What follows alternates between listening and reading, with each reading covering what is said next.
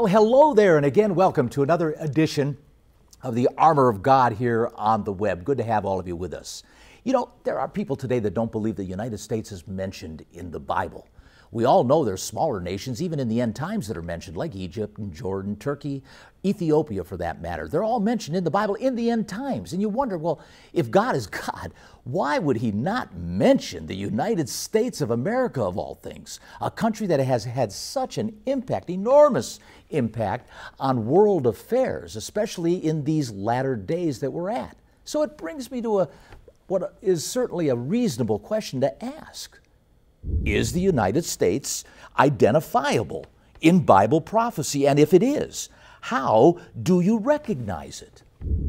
Well, let me bring your attention over here to Daniel 7 before I answer that particular question, because I want to let you know in this particular case, in the end times, a nation is going to, a global power is going to, a world order is going to take over the world. It's going to be made up of a coalition of about 10 kings, verified over there in Revelation 17. I'm not going to turn there. You can look at it a little bit later. But here in Daniel 7, verse 23, talking about this world-ruling government that's going to emerge onto the scene, states this: Thus he said, the fourth beast which shall be the fourth kingdom upon the earth. It shall be diverse from other kingdoms, and shall devour the whole earth.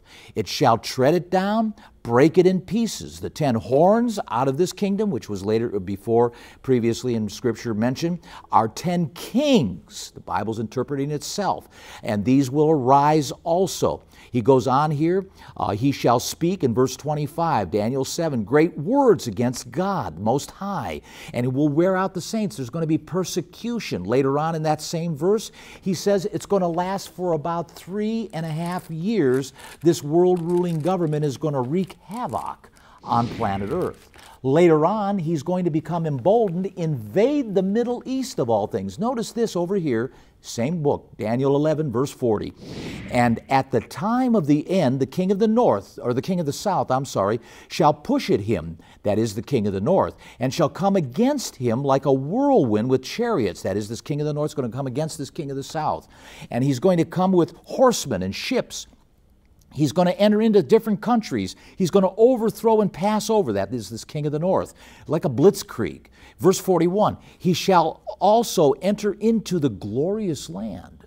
Glorious land being Palestine. That's right, where the Jewish Israelites are today. We know them as Israel, but it's a nation of Jewish Israelites, and they are going to be occupied, invaded by this king of the north. And it says here, many countries he shall be overthrown by this invasion. So we begin to understand and see that this invasion of this king of the north is going to have its way even in the Middle East. So again, I can't help but to ask the question, because knowing full well Israel being an ally of the United States, where is the United States in all of this? Why are they not protecting Israel from the occupation of this king of the north? You know as well as I do, if this would be happening today, the United States would be over there as fast as they could be, as well as the Brits would be there protecting Israel. People don't connect the dots. They don't draw the lines to try to understand exactly what this all means. No, they just kind of dismiss the fact that the Bible's an old book. It's ancient. It, of course, would not mention the United States. I mean, come on, it's an old book. The United States is a modern nation. How would they even think about mentioning the United States? Well, hey, God is God. And if God is indeed God, God very well knew that the United States, if indeed was going to come into being, would indeed come into being. But no, people, they just surrender the fact that the United States of America is, well, it just happened. It was just dumb, blind luck. And consequently, we just kind of popped up. There was no providential intervention or God involvement in the emergence of the biggest empire the world has ever known, the British Commonwealth, and the greatest nation the world has ever known, the United States. Can that be true, that God was not involved? Well, let me turn your attention over here to Daniel chapter 4. This is the story of Nebuchadnezzar. He had a bad dream, very bad dream. Matter of fact, it bothered him.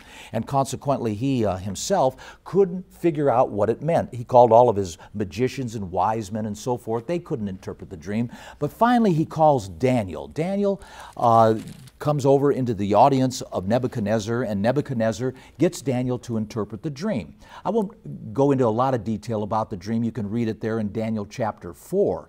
But essentially what you have to realize is the moral of the story in this dream was Nebuchadnezzar, who was basically a narcissist and took a lot of credit for things that he shouldn't have, and God wanted to teach him a lesson. And over here in verse 17, we see that in the dream, a watcher, an angel, and a holy one, you can read about that in verse 13, came down and essentially were played critical roles in this vision.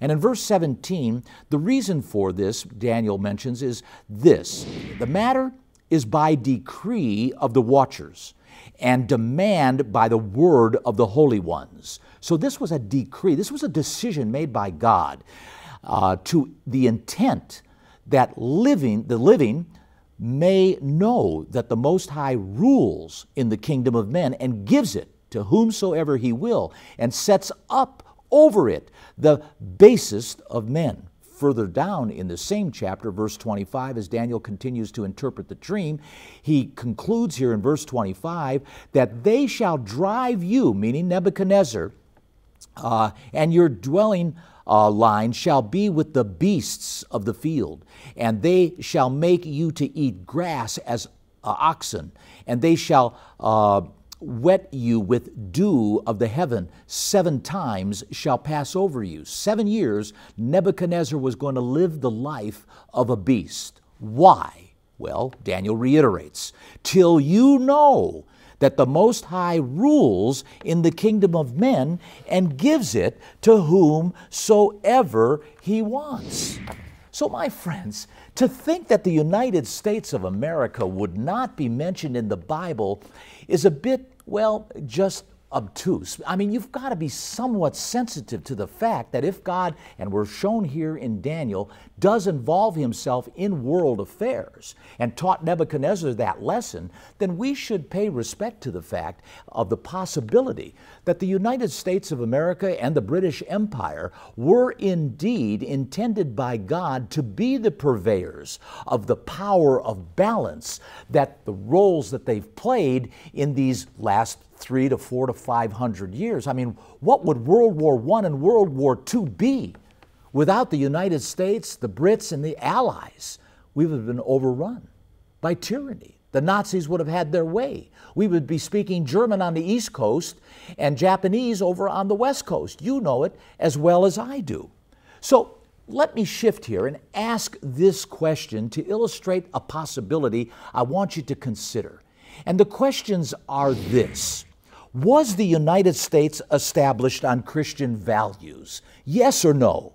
Does the origins of the United States share in the beliefs of the Old Testament? Yes or no? Was the United States built on the beliefs of the God of Israel? Yes or no?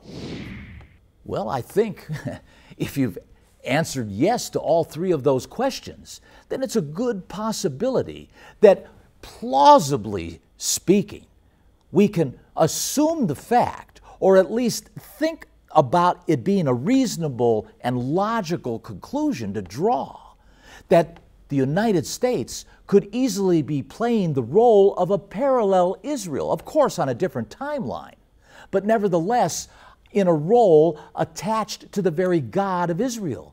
Because the fact is, those 3 questions are reasonably answered and verifiably answered in a yes, yes, and yes.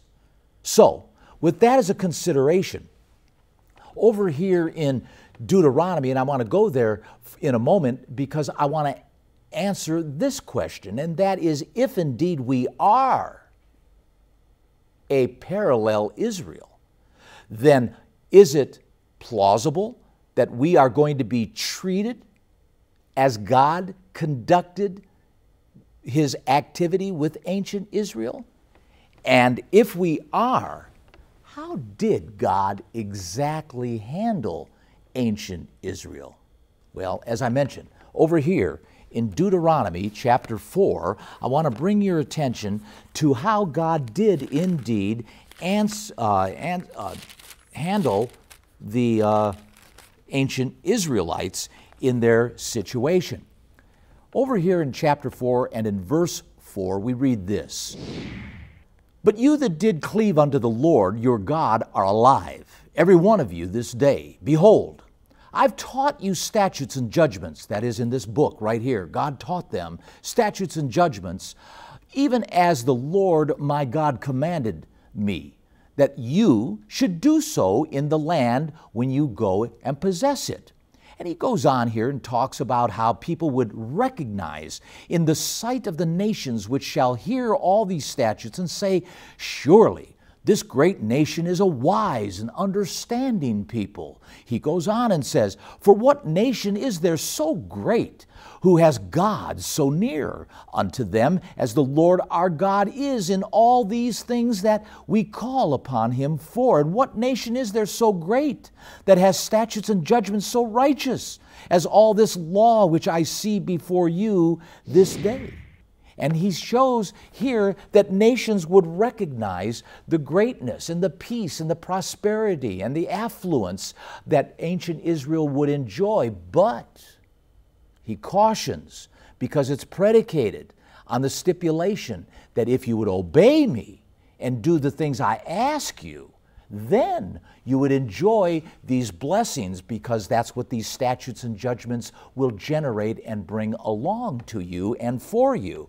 But over here in verse 23, he balances out this offer with a caution and says, "Take heed unto yourselves lest you forget the covenant of the Lord your God, which he made with you, and make you a graven image or likeness of anything that the Lord your God has forbidden. For the Lord your God is a consuming fire, and is a jealous God." So he says, "When you shall beget children, you shall have remained long in the land, and you corrupt yourself, and make graven images in the likeness of anything that shall do evil in the sight of the Lord your God, then I call heaven and earth to witness against you this day." This is verse 26.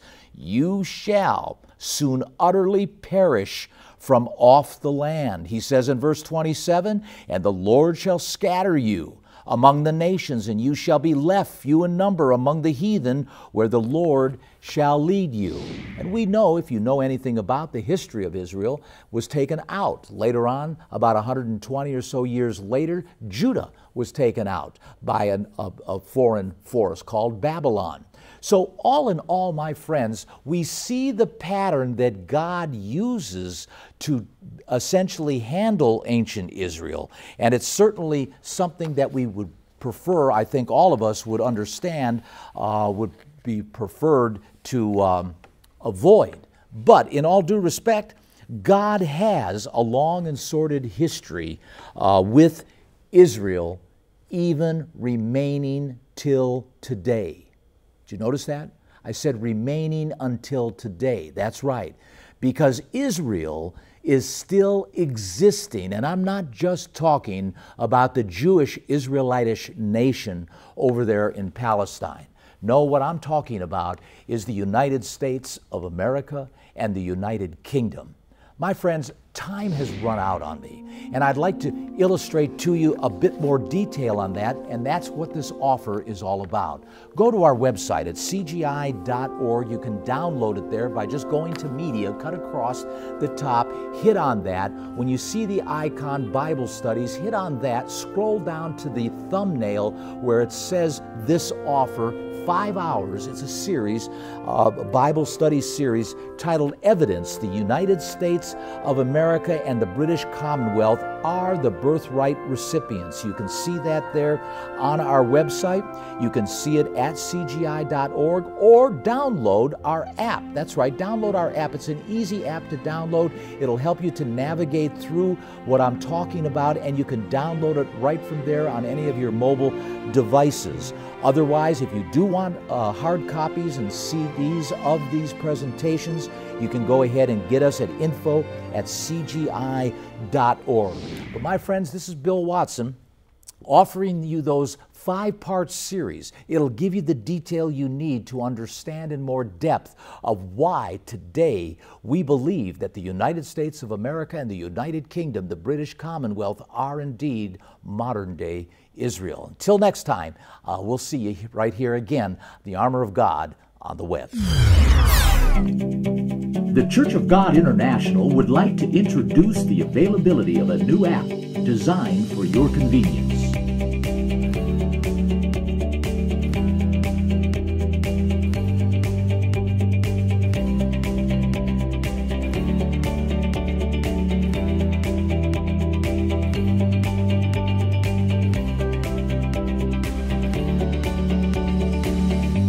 Download it now.